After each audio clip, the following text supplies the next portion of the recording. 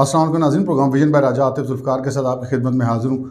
चोर डाकू किसी को नहीं छोड़ूंगा, किसी भी मुल्क किसी भी कालादम तंजीम से बात कर लूँगा, मगर इन चोरों से बात नहीं करूँगा। ये तमाम बड़ी बड़ी बड़के लगाने वाला टार्जन इमरान खान बिलाखिर उन्हीं लोगों के सामने लंबा लेट गया जिनसे वो किसी सूरत में बात करने के लिए तैयार नहीं था। और जनाब शहबाज शरीफ साहब के पास उन्होंने अपने 2 पैगंबर भेजे हैं। क्या जवाब मिला है, क्या नहीं मिला है, ये आपके साथ आज के प्रोग्राम में हम शेयर करेंगे। और फिर आपके साथ ये भी शेयर करेंगे कि पीटीएम का सरबराही इजलास हुआ, उसमें बहुत बड़े बड़े फैसले किए गए हैं। किन किन लोगों के ख़िलाफ़ नाअहली के रेफरेंस दायर किए जा रहे हैं, किस किस का नाम एग्जिट कंट्रोल लिस्ट में डाला जा रहा है, ये आपके साथ शेयर करेंगे। और फिर इलेक्शन कमीशन के बाहर मुजाहरे की कॉल दे रखी है पीटीआई ने, लेकिन वजारत दाखिला ने कहा है कि जनाब रेड जोन में किसी को एहतजाज की इजाज़त नहीं होगी, बात जिसका दिल करे एहतजाज करे। ये आपके साथ शेयर करेंगे, इसकी मज़ीद भी कुछ तफसीलात हैं। और फिर जनाब डॉलर को बड़ी देर के बाद धोबी पटका लगाया है पाकिस्तानी रुपये ने, और डॉलर एक ही दिन में 11 से 12 रुपये नीचे है और पाकिस्तान की जो स्टॉक मार्केट है वो ऊपर गई है। इन तमाम मामलों पे बात को आगे बढ़ाएंगे, मगर इससे पहले कि हम ये सारी तफसीलात आपके साथ शेयर करें, आपसे गुजारिश है कि अगर अभी तक आपने हमारा चैनल सब्सक्राइब नहीं किया तो प्लीज़ कर लीजिए, साथ ही बेल आइकॉन भी दबा दीजिए ताकि जो ही हमारा कोई नया प्रोग्राम अपलोड होता है तो उसका नोटिफिकेशन फौरी तौर पर आपको मौसूल हो सके। प्रोग्राम का बाकायदा आगाज़ करते हैं नाज़रीन। आज बड़े दिनों के बाद पाकिस्तानियों को एक अच्छी खबर सुनने को मिली, और वो खबर ये थी कि जनाब डॉलर की जो है वो कीमत में एकदम बड़ी कमी आई है। 11 से 12 रुपये तक की कमी आज के दिन में देखी गई है। वो डॉलर जो 250 को टच करने वाला था वो अब आज जिस वक्त मार्केट बंद हुई है तो उस वक्त तकरीबन 125 से 127 रुपये के दरमियान में ट्रेड किया जा रहा था। इसके साथ ही तकरीबन 900 पॉइंट स्टॉक मार्केट में इजाफा हुआ है, और ये 41,000 पॉइंट्स की जो नफसियाती हद है उसको उसने अबूर कर लिया। अब इसके 2-3 फैक्टर्स जो हैं मार्केट के अंदर बताए जा रहे हैं कि ये ऐसा क्यों हुआ है। एक तो जो हमारे आईएमएफ के साथ मामलात बेहतर होते जा रहे हैं और आईएमएफ की किस्त मिलने की उम्मीद पैदा हुई है, तो वो ख़बर सुनने के बाद जिन लोगों ने वो जो होते हैं ना बड़े बड़े सेठ बैठे होते हैं, उन्होंने डॉलर रोके होते हैं, वो ख़रीदारी कर रहे होते हैं मार्केट में। जब डॉलर दस्तयाब नहीं होता तो उसका रेट ऊपर जाता है, तो उनको जब पता चला कि अब आगे रेट ऊपर सस्टेन नहीं करेगा तो उन्होंने डॉलर बेचना शुरू कर दिया। इस वक्त मार्केट में डॉलर मौजूद है लेकिन ख़रीदार मौजूद नहीं है, जिसकी वजह से तवक्को की जा रही है कि आइंदा आने वाले दिनों में डॉलर मज़ीद सस्ता होगा।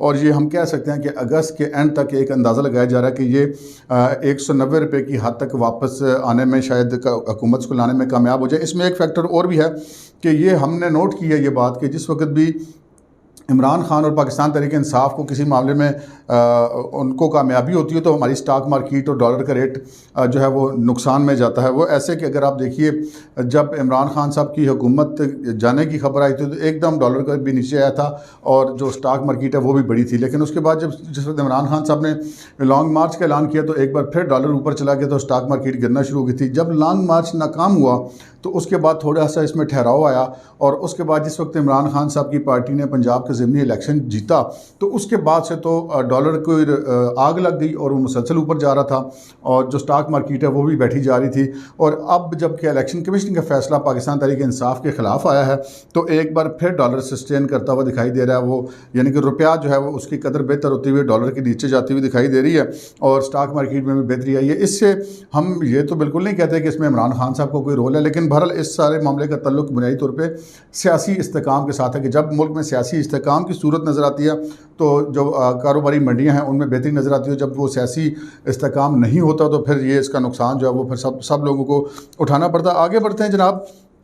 इलेक्शन कमीशन का फैसला है, उसके बाद पाकिस्तान तहरीक इंसाफ ने पहले से ऐलान कर रखा था बेसिकली इस फैसले को रोकने के लिए इमरान खान साहब ने ऐलान किया था। एंड उसी दिन जिस दिन इलेक्शन कमीशन ने रात को ये ऐलान किया कि जी कल फैसला सुनाया जाएगा, तो एंड उसी दिन इमरान खान साहब ने दिन को कहा था कि जुमरात के दिन हम एहतजाजी मुजाहरा करेंगे इलेक्शन कमीशन के बाहर, लेकिन उसके बाद ये फैसला आ गया।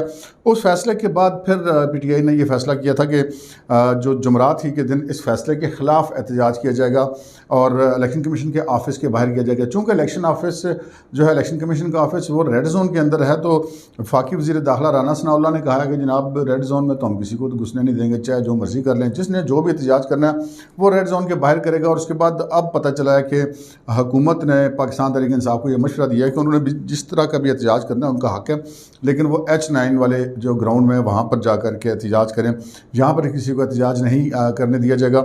जिससे ये एक हम तो कर सकते हैं कि कल सूरत हाल जो है वो कई गड़बड़ होने का खदशा भी हो सकता है, क्योंकि अगर कोई काबिल ज़िक्र तादाद हुई एहतजाज करने वालों की तो वो यकीनन रेड जोन की तरफ जाने की कोशिश करेंगे और फिर जो सिक्योरिटी फोर्सेज हैं वो उनको यकीनन रोकेंगी।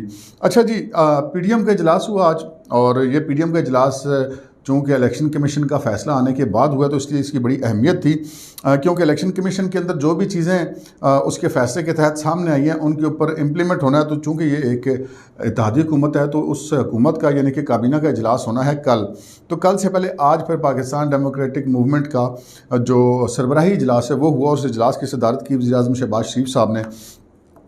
उस इजलास के अंदर बहुत सारे फैसले हुए हैं जी। उस इजलास के अंदर एक तो पाकिस्तान तहरीक-ए-इंसाफ के ख़िलाफ़ जो कानूनी कार्रवाई है उसमें मुशावरत का फ़ैसला हुआ है, और फिर रेफरेंस जो दायर करने हैं उनके लिए काबीना से मंजूरी ली जाएगी, ये फ़ैसला हुआ है।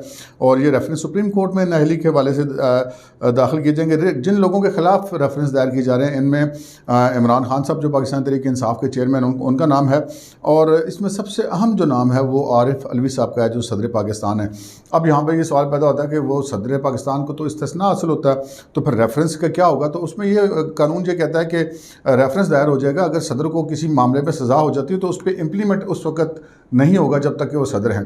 तो जब वो सदारती इस्तिस्ना उनका ख़त्म होगा तो उसके बाद इम्प्लीमेंट हो जाएंगे, तो उसको उनका सदर होना कानूनी कार्रवाई के रास्ते में रुकावट नहीं है। उस पर अमल दरामद होना अगर कोई सज़ा होती है तो वो उनके उस वक्त होगा जब वो सदर नहीं होंगे। बहरहाल एक इमरान खान साहब का नाम है, एक आरिफ अलवी साहब का नाम है, और जिन जिन लोगों के नाम पे जो पाकिस्तान तहरीक इंसाफ के जो अहम लोग हैं जिन्होंने वो अकाउंट्स खुलवाए हुए थे, जिनका इलेक्शन कमीशन को उन्होंने मुतला नहीं किया था, यानी कि प्रॉपरली आगाह नहीं किया था और उनको छुपाया था, और उन अकाउंट्स को जो लोग हैंडल कर रहे थे, जिनमें इमरान खान साहब का नाम है अपना, 2 अकाउंट्स तो उनके अपने नाम पे थे। आरिफ अलवी साहब का नाम है, इमरान इस्माइल साहब साबिक गवर्नर सिंध उनका नाम है, असद उमर का नाम है, जो शाह फरमान है साबिक गवर्नर KP उनका नाम है, असद कैसर स्पीकर कौमी असम्बली उनका नाम है, और कुछ और लोग हैं, और 6 अरकान हैं PTI की जो फिनांस बोर्ड के मेंबर हैं उनके नाम हैं। उनके ख़िलाफ़ जो है वो रेफरेंस दायर किए जा सकते हैं। और फिर ये भी फैसला किया गया है कि कल काबीना से मंजूरी ली जाएगी इलेक्शन कमीशन का फैसला सामने रख के कि इन लोगों का नाम एग्ज़िट कंट्रोल लिस्ट में भी डाला जाए, यानी कि जिन लोगों के खिलाफ रेफरेंस जाएंगे उनका नाम एग्ज़िट कंट्रोल लिस्ट में भी डाला जाएगा। और कल ये तो की जा रही है कि जो काबीना है वो उसकी मंजूरी दे देगी। उसके अलावा जो इलेक्शन कमीशन की 12 नुकाती चार्जशीट है उसके तहत कार्रवाई की जाएगी, और इसमें जो क्रिमिनल केसेस हैं वो भी बनाए जाएंगे, और इस सिलसिले में पुलिस और FIA समेत दीगर जो इदारे हैं वो हरकत में आएंगे। और इस बार लग रहा है कि PDM का मूड जो है ना हुकूमत का वो कोई अच्छा नहीं लग रहा पाकिस्तान तहरीक इंसाफ के लिए। अब हम आते हैं अपनी उस पहली खबर की तरफ, और ये इस खबर के साथ लिंक भी करती है कि जनाब अगर हुकूमत का मूड अच्छा नहीं लग रहा तो खान साहब भी इस मामले को भांप गए हैं। तो आपको याद होगा इमरान खान साहब जब वज़ीर-ए-आज़म थे और जब वज़ीर-ए-आज़म नहीं भी थे उससे पहले भी उनका तो एक ही बात होती थी ना कि जी मैं तो ये चोरों डाकुओं किसी को मैं नहीं छोड़ूंगा और मैं किसी के साथ बात नहीं करूंगा। आपको याद होगा कि जो कौमी सलामती के मामलात होते थे जब ये वज़ीर-ए-आज़म थे तो को ब्रीफिंग होती थी, मसलन आर्मी चीफ ने ब्रीफिंग दी, DGI ने ब्रीफिंग दी, पार्लियामेंट में आके ब्रीफिंग दी, GHQ में हुई, मुख्तलिफ जगहों पर वहाँ पर जनाब सारी क़यादत जाती थी, कौमी क़यादत। लेकिन इमरान खान साहब महज अपने इस मौक़िफ़ की वजह से नहीं जाया करते थे कि जी मैं इन चोरों डाकुओं के साथ बैठने के लिए तैयार नहीं हूँ। वो जब अपोजिशन में थे तब भी और जब हुकूमत में थे तब भी, जब वो कौमी असम्बली में भी जाया करते थे वो दौड़ते हुए भाग के अपनी नशिस्त पर बैठते थे और दौड़ते हुए वापस जाते थे कि उनको किसी से हाथ ना मिलाना पड़े और वो किसी से बात ना करनी पड़े। और ये जो उनका एक मिजाज का हिस्सा था कि मैं किसी से बात नहीं करूँगा, मैं किसी के साथ नहीं बैठूंगा, उसकी वजह से जो बहुत सारे कौमी मामला थे वो भी रुक रहे हैं, जिसकी 2 बड़ी मिसालें आपकी खिदमत में पेश करता हूँ। एक बड़ी मिसाल तो चेयरमैन नैब की तैनाती थी, क्योंकि आइन ये कहता है कि चेयरमैन नैब की तैनाती प्राइम मिनिस्टर और अपोजिशन लीडर की मुशावरत से होगी। और चूँकि इमरान खान साहब प्राइम मिनिस्टर थे और शहबाज शरीफ साहब अपोजिशन लीडर थे, तो इमरान खान साहब कहते थे कि जी मैं तो शहबाज शरीफ से बात करने के लिए तैयार नहीं हूँ। तो इस वजह से उन्होंने चेयरमैन नैब की तैनाती ही नहीं की। और वो जो साबिक चेयरमैन नैब हैं और जिनके ख़िलाफ़ अब जो है वो पब्लिक अकाउंट्स कमेटी में भी बात चल रही है और उसको भी उन्होंने चैलेंज किया इस्लामाबाद हाईकोर्ट में, जावेद इकबाल साहब। तो जावेद इकबाल साहब ही एडहाक बना दो पर फिर वो चेयरमैन नैब कायम रहे, अगरचे कि उनकी मुद्दत पूरी हो चुकी थी, क्योंकि इमरान खान साहब बात नहीं करना चाहते थे जो अपोजिशन लीडर शहबाज शरीफ के साथ। इसी तरह जो 2 अरकान की तैनाती थी, नामजदगी थी इलेक्शन कमीशन के 2 मेंबरान रिटायर हो चुके थे, उनकी तैनाती के लिए भी यही शर्त थी कि जो वज़ीर-ए-आज़म और सदर मिलकर, वज़ीर-ए-आज़म और अपोजिशन लीडर मिलकर उनको तैनात करेंगे। लेकिन इमरान खान साहब बात नहीं करना चाहते थे।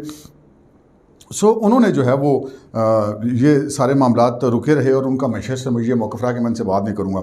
लेकिन जनाब खान साहब जो कहते हैं वो करते नहीं हैं। हमारा जो साथ तो मसला ही यही है। अब पहले तो हमने आपको ये खबर दी थी ना कि वो जो कहते थे कि ये न्यूट्रल हैं और ये जनाब न्यूट्रल तो होना जायज़ ही नहीं है और न्यूट्रल तो जानवर होता है। और उसके बाद फिर मीर जाफ़र और मीर सादिक क्या क्या उन्होंने नहीं कहा, लेकिन 2 हफ़्ते पहले जनाब जाके लंबे पड़ गए, वो बंदे भेजे, आखिर उनको जनाब इजाज़त मिल गई और इजाज़त के बाद उन्होंने झट से अपना माफ़ीनामा भी पेश कर लिया। आपने देखा होगा खान साहब इधर बिल्कुल कोई बात नहीं करते, न्यूट्रल शूट्रल और मीर जाफ़र मीर सादिक वो सब खामोशी हो चुकी है क्योंकि उधर से उन्होंने माफ़ी मांग ली हुई है मुबैना तौर पे। तो जनाब इधर भी कुछ ऐसा ही मामला हो गया है। जो ही खान साहब को पता लगा है कि इलेक्शन कमीशन का ये फैसला है, पहले तो पाकिस्तान तहरीक इंसाफ के लोग समझे कि जनाब वो ना हम ना अहल हुए, ना हमारे खिलाफ रेफरेंस का हुक्म हुआ और ना ही हमारी जमात पर पाबंदी लगेगी, तो शायद हम केस जीत गए। लेकिन जब शाम हुई और रात तक PTI वालों को सारे केस की समझ आनी शुरू हुई तो उसके बाद दवाइयाँ उड़नी शुरू हो गई और वो जो फतह के ऐलान थे वो होने बंद हो गए और ये कहा गया कि हम इस फैसले को चैलेंज करेंगे अदालत में। हर एक का हक है, यकीनन चैलेंज किया जाना चाहिए, PTI करेगी भी। लेकिन खान साहब भी बड़े जिसे कहते हैं ना कारीगर आदमी है, वो जो कहते हैं वो होते नहीं हैं। उन्होंने जनाब पता चला कि मौलाना तारिक जमील साहब इमरान खान साहब के बड़े गहरे दोस्त हैं, वो जो रो रो के दुआएं मांगा करते हैं, अल्लाह इतना नेक हुक्मरान।